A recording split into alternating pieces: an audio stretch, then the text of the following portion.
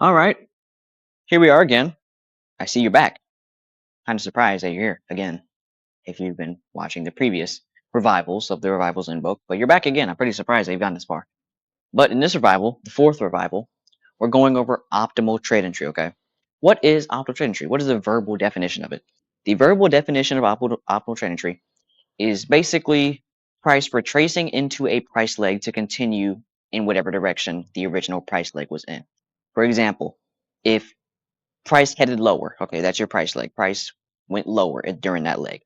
Price will retrace up into that leg at a specific percentage of the leg to continue going lower. Very simple, right? Very simple. Yeah, it's pretty easy, right? Now let's go to the charts and see exactly how that looks, okay? But one thing you gotta understand, okay, one thing you gotta understand is two things.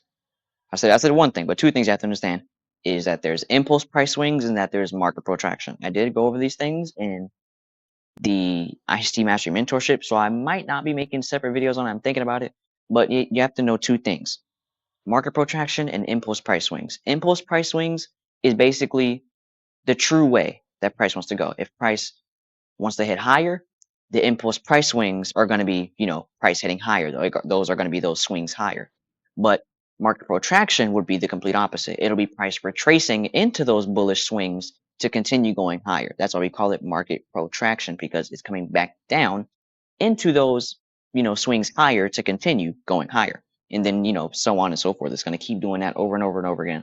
It's just going to keep repeating because price is still going higher. So it's got to retrace. You know this. It's got to retrace, period. So those are two things you have to know. Now we can jump into the charts because you know those three definitions: optimal trade entry, impulse price swings, and market protraction. So for example, we have something right here. We have a impulse price swing lower. Remember, this is just an example. Don't take this too seriously. You see these levels right here? Don't worry about them yet. Don't worry about the numbers on the side. Just watch this, okay? We're gonna drag this out to that same low. We have this impulse swing lower, then price protracts back into these levels. And then what does it do? Oh my gosh, it continues lower. Wow, this is magical, JJ. What is this? Did you pull this out of heaven? Like, where did you get this tool from? No, I got it from ICT himself. ICT is heaven. And that, if you wanted to say that, ICT is heaven. And that's where I got this from. Okay, very powerful tool. Okay, and don't worry about these levels. You're gonna learn what that's all about. Now, how do you find these legs? How do you really find these legs? Okay, it's very simple. If it's a bullish scenario, it's low to high. If it's a bearish scenario, it's high to low. Very simple. Okay, very simple.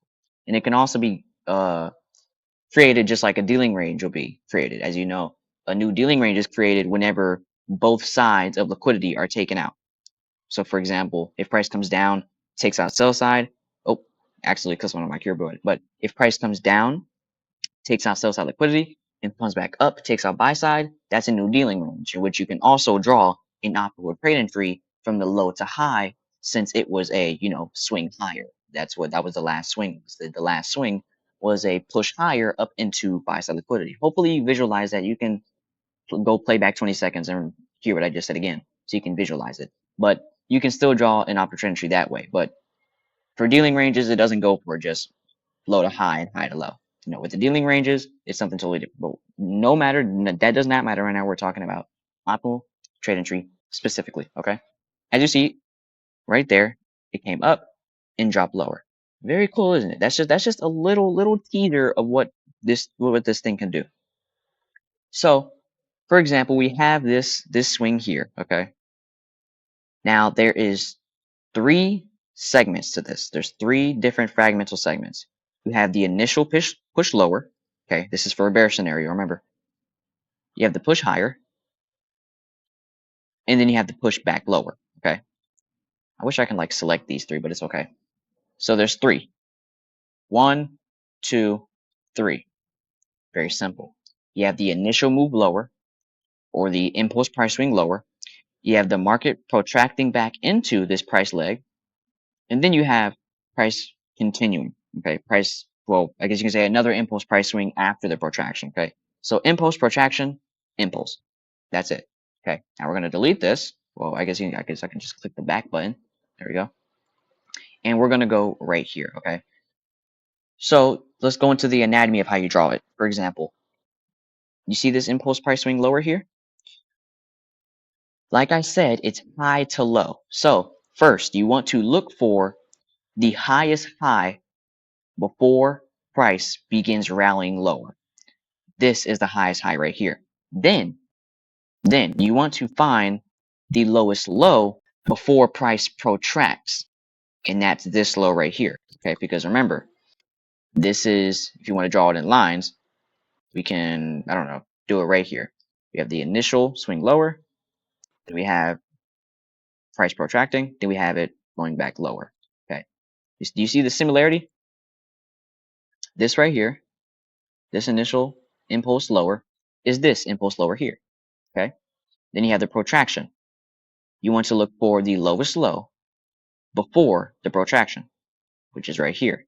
Okay, that's how you draw your optimal trading tree. Okay, what price will do is if this was live, for example, price will come up into these levels here, which I'm gonna give you these levels in just a second in the settings. Okay, and it will go lower as shown in the line graph right here, and as shown in candlesticks. Very simple, right? Very easy. Now let's go over these levels here. Okay, these levels can be amplified if there is a PD array supporting it, in which there is. For example, we have a fair value gap here. I don't know why it's orange, but that doesn't really matter. We have a fair value gap here, and then as you can see, we have this order block just along here. I'm going to drag this over just a little bit. There we go.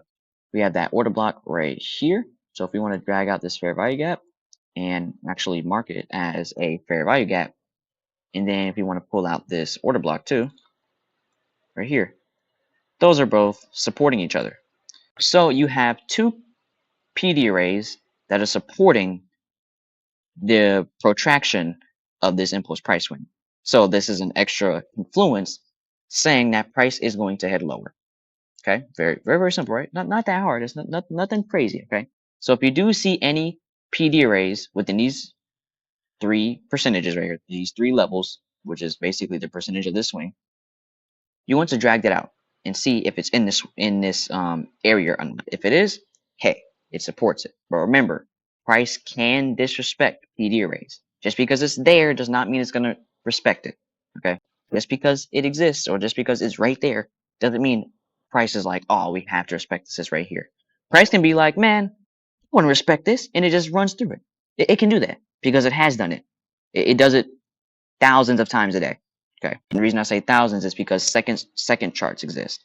It does it thousands of times a day. Thousands. Okay. So you have to understand that. Just because there's a fair value gap and an order block right here doesn't mean it had to respect it here. It could have ran through it. So just be cautious. Make sure to look for respect and a willingness to go lower off of those levels if you do find any within this area.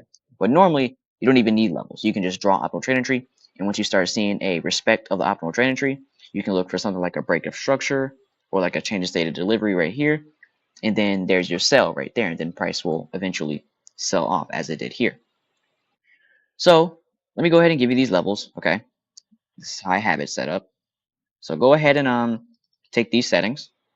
This is for the Fib retracement tool on TradingView. If you don't know what TradingView is, it's a charting website or a analyzation website for traders. Okay, this is what I use. But here are the settings. Scroll down very slowly so you can get them. Screenshot this, do whatever you need. Visibility, I'll give you these two. And you don't really need to see that. But there you go. There is your settings for the Fib retracement tool to draw your option trading tree. Now let's go over a couple more examples of this. We have the highest high before price goes lower, and then we have the lowest low before price protracts. Price comes up into the optimal trading tree levels. Okay. Now, do we have any supporting factors here? Yes. Fair value gap. Oh wow. See that? Fair value gap. And then, guess what? Order block. Oh my God, is this an official change of state of delivery? Yes, it is. Yes, it is. We have a fair value gap inside of an order block. And that creates the perfect change of state of delivery. Does it respect it? Oh, of course. Oh, Oh yeah, yes it does. Yes it does. It does. We're going to go over a couple more examples, and then we're going to talk about, let me draw that again, let me go back. We're going to talk about these levels down here and what these are. We're going to talk about that. Okay, but I'm going to go over some examples of just optional trading tree in general. And then we're at the end, we're going to implement optional trading tree into a trade or two. So here's a couple more examples. Let's go over that. If I can find one around here somewhere. I think we probably had one here. Let's draw it and see. Here's the highest high before price went lower. And price indeed did go to that. I wasn't expecting that, honestly. Highest high before price went lower. Lowest low before price protracted back into this leg. This is our opportunity levels right along here. We don't have any supporting factors, or do we? Let's look around. We probably do. I'm probably just not looking hard enough. No, we don't. There was this breaker here, but guess what? The breaker got ran through, so that is perfectly fine. We don't have any supporting factors here, but still, if price does respect this, you can use it as a confluence for a setup after, for a setup to continue going lower. Okay. So it doesn't have to have any supporting factors like I said before. The price comes up, protracts into the optimal trading tree of this impulse price leg lower, and then you continue lower. Well, what is this right here, JJ? I'll get that in a second. Just a second. You need to learn this first. You need to go through this a couple times. So this is where it gets juicy right here. This is so I can already see this. So this is a bullish scenario now. So now we want to find the lowest low before price goes higher, and then we want to find the highest high before price goes lower or protracts. As you can see, price comes down. Oh, look at that. Beautifully heads higher. Okay. Again, from this low to this high, price goes lower and heads higher. Amazing, isn't it? Oh, very, very amazing. Now let's talk about these levels here. Okay. For example, let's go back to here, shall we? Let's go back to here. Right around here. Back to this example, okay? What these levels right here mean, okay? If you don't know what standard deviation is, this is a form of standard deviation. It's deviating this swing lower to give you accurate targets, okay? Now how do you use these to find targets? You use these to see where this is leveling, like where this is matching, okay? Like where is this landing? Is this landing next to a low? Is this landing next to a fair value gap that needs to be filled? Is this landing next to it can be anything. Is it landing next to a previous day high? Like what is this level landing next to? Okay. But I recommend you stay on your time frame wherever you drew the impulse price swing at and look for levels around them to see where you can target. Let's look at each level and see where they land. First, 0.27 or 0.27 percent of this deviated range, it lands here at this low. Because if we draw it, it lands pretty close to it, as we can see. So we can mark that as a potential target right here. So we can take the 27 area as a target. What about the 62? 62 is right within this unfilled fair value gap right there. And if you notice, this is a breakaway gap. So this is a pretty important gap that needs to be filled because it was a breakaway gap here. So we can mark this as a fair value gap. And as you see, price came into both targets, both the 62 and the 27 line, or if you want to say the two middle lines, whatever you want to refer to. But it came into both these lines here. The reason we want to use this line is because this low is right here, important point of liquidity, and then optional trading tree even confirms that. And then this line here, or the 72% deviated lower, it lands at the fair value gap. So you can target either this level if you want to be conservative, or this level if you want to be aggressive. Okay, both are still aggressive. Okay, but you choose what you want. You do what you want. Okay, but the first target, and will forever be the first target, is this right here, the low, right there, the low or the lowest low before the protraction, or if it was in a bullish scenario, the highest high before the protraction. Okay, that will always be your first target, and these are this is your first, second, third, and fourth. Okay, that's if the one landed on any important level. But if you look back, the one didn't land on any important level. And if you pay attention, it did come to it. Yeah, But think, just think really quick. Do you want to get out your trades fast, or do you want to wait a little longer just to get that tad bit of profit? Me personally, I want to get out fast. So the one right here, this level here, is not a good target, okay, because it doesn't land. It doesn't land on anything. But these three, oh yeah, they're perfect. The reason I include this one is because it's simply the low. It's the low of the impulse price swing, okay, or the lowest low before price protracted. So that's obviously your first target. Anything after that is your second, third, and fourth, okay, and it goes up to 1. Don't try to add 2, 3, 4, 5, 6 standard deviations because it's most likely not going to go to those deviations, okay. It's 0, which is the first target, which is the low of the impulse price swing. Then you have negative 0.27, which is 27% of this impulse price swing deviated lower.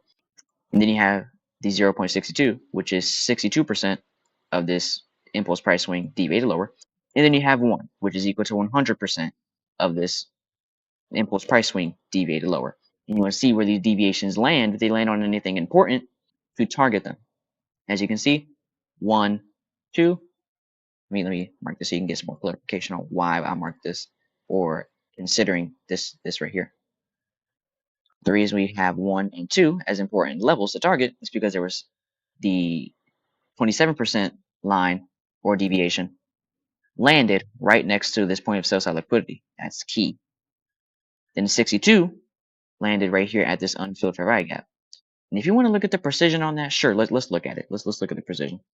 Let's bring this over. If I can keep it as even as possible, let's just bring it over. You see how precise that is? It came right to it and said, boop, and then came right back up. And you see how it took its time to come to the 1, right? That's proving to you that this target wasn't a good target, especially if you want to get your money out of the market fast. So 1, 2, 3 were your best options in this scenario. Do you think so? I think so. I mean, I personally think so. Okay. I personally think so. I don't know about you, but how you do your analysis. But I'm just explaining and teaching to you what I think is best. Not even what I think. It's what ICT Concepts think is best, because that's all I'm using to see what's best is ICT Concepts. I hope you know that. I'm not using my knowledge. I'm using ICT's knowledge. I'm using the interbank concepts. Okay, I'm using the actual strategy to see, or the actual concept to see what is best. Anyways, enough of me yapping about optimal trading tree. I'll be ending this revival here. The 4th revival is officially over. I probably could yap for another 30 minutes, but I'm not going to do that. Anyways, this is over. This revival's over, and I'll see you guys in the next one. Peace.